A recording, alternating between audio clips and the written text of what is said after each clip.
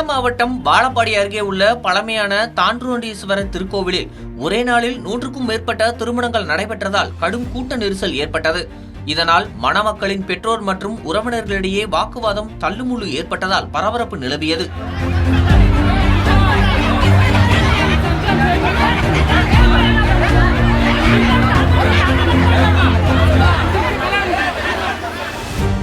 வாழப்பாடி அருகே பேலூரில் அமைந்துள்ள தாண்டூரீஸ்வரர் திருக்கோவில் மிகவும் பழமையான கோவிலாகும்.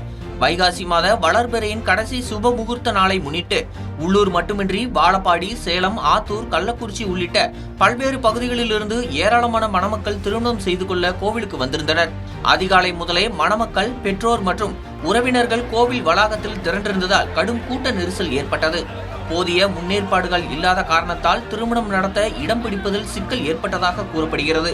இதனால் மணமக்களின் பெற்றோர்கள் மற்றும் உறவினர்களிடையே வாக்குவாதம் ஏற்பட்டது. சில இடங்களில் தள்ளுமுள்ளு ஏற்பட்டதாகவும் கூறப்படுகிறது. இதனால் கோவில் வளாகத்தில் சிறிது நேரம் பரபரப்பான சூழல் நிலவியது.